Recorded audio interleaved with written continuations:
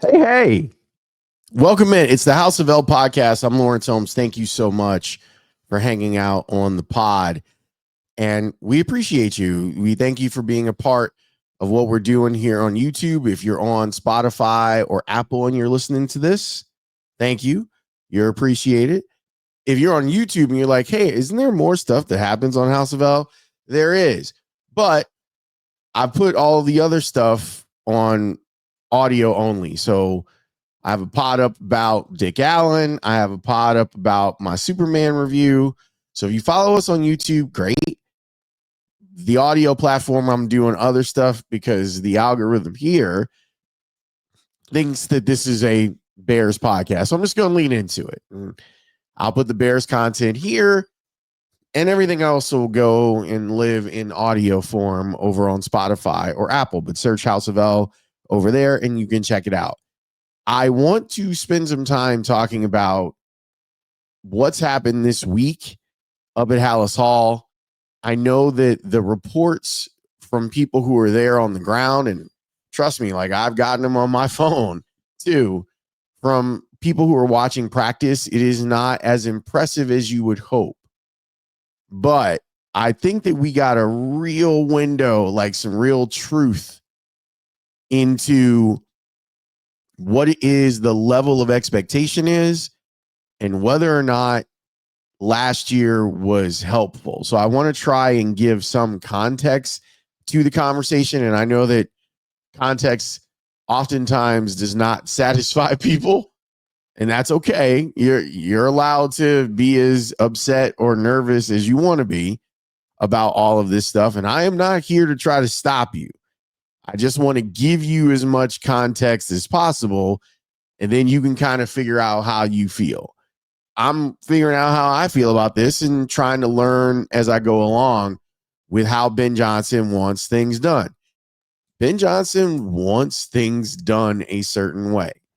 And I know that for the most part, when fans hear that and they hear that someone is holding someone accountable, and I'm using air quotes for those of you who are on the audio only, when someone is holding someone accountable, that's what coaching is. And to a certain degree, you're right. Like it should be, you should be holding players accountable for what it is they know, what type of performance they put together when they're on the field, yada, yada, yada.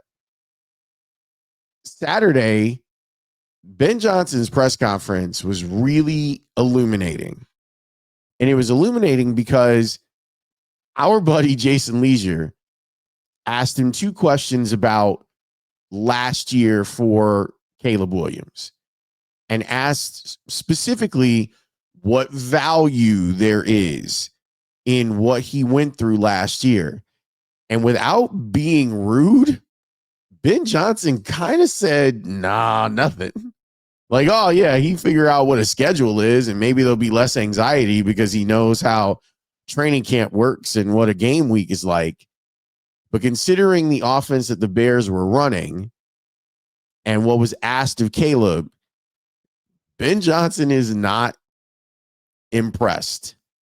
And it probably would have been better off for Caleb to start his career with Ben Johnson than what happened last season. I kept looking at it from the perspective of how much damage is done to Caleb because he had incompetent offensive coaching. Ben Johnson, I think, looks at it and says he knows nothing. That's the way it came off. And I ran this by a couple people who were in the room and asked them if it came off the same way to them.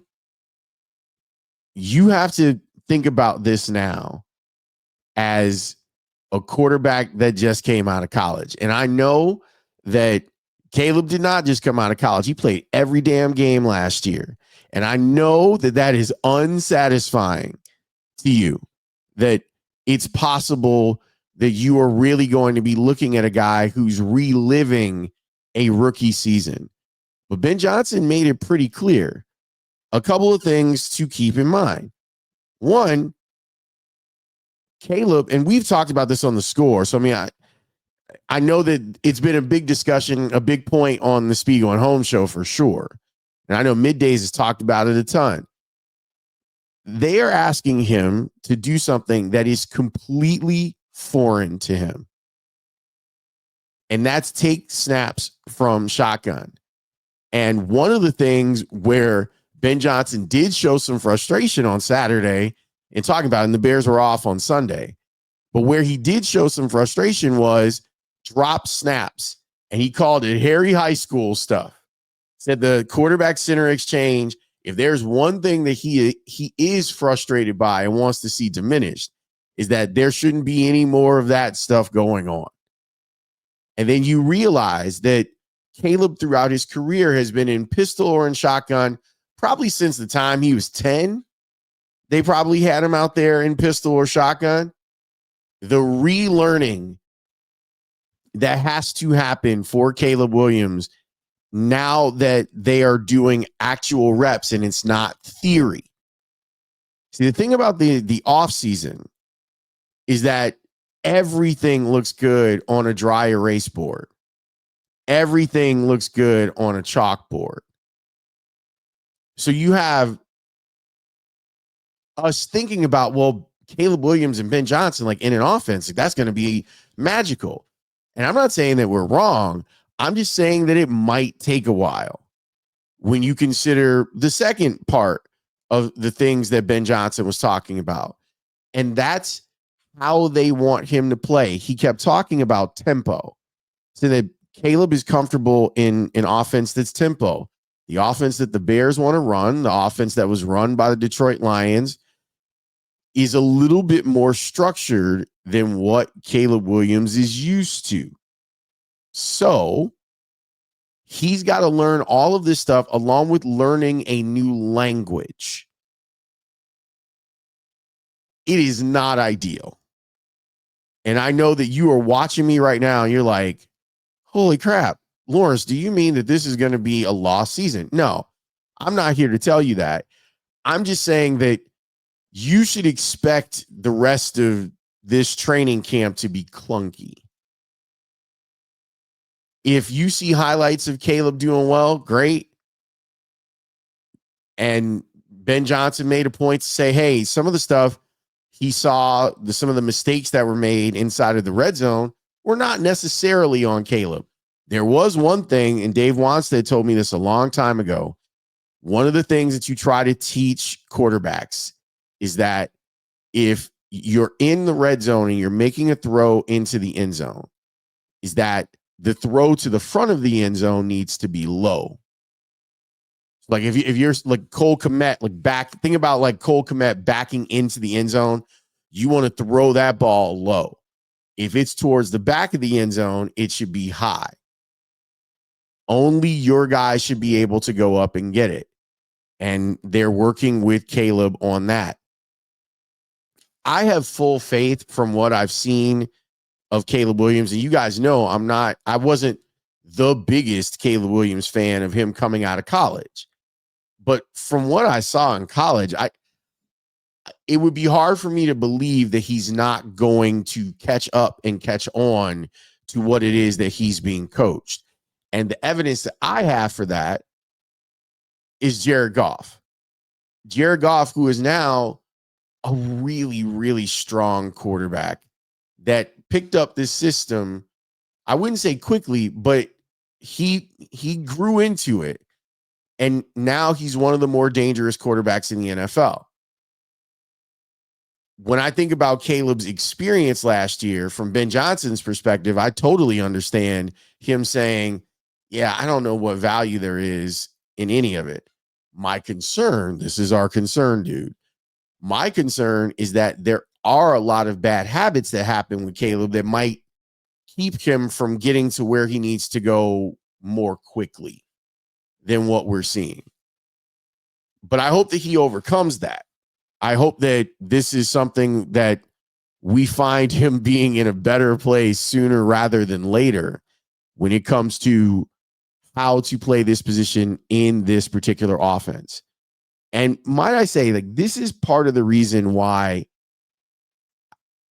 I have been pretty high on the idea of I want him to play a little bit more mechanically like Jared Goff, I don't think that it's a bad thing if he looks like Jared Goff next year. Now, there are some limitations.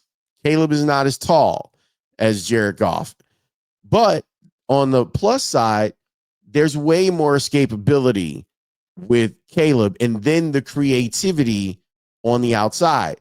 Where Ben Johnson is at is that he's trying to get Caleb to understand we're going to win it from what this offense does and how quickly you recognize what's happening in those moments when protection breaks down. And you have to be special and you have to use your mobility. Cool. But that shouldn't be the first thing that you think of. There are going to be moments where you have to just eat it. And he was saying that when Caleb's in the pocket, he doesn't want to see him chunk a play. You know, and quarterbacks will just be like, nothing's happening. Screw it. It's like, no. Sometimes you might have to eat it, but you're going to go through these progressions and you're going to try to make a throw. So, yeah, man, if you're a Bears fan and you've been to the one practice, and they'll put on the pads on Monday, so we'll get an even better indication of where things stand. It's something to keep looking for. This. If you were thinking that it was just going to happen because of the people without the work being done, that is not the case. The work has to be done.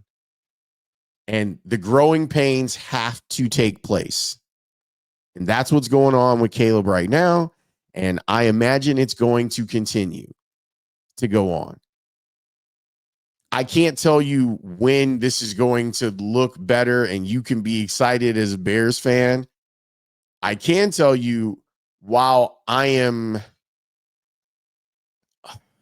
not surprised, because new systems take time for quarterbacks to understand. So like when you're watching, if you're watching practice, or I'm going to practice later on this week, Case Keenum might look better in some of these practices. And you might have people saying that or writing that.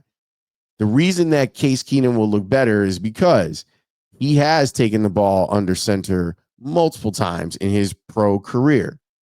Caleb hasn't. I know it seems like a really small thing, but it's not. It is not.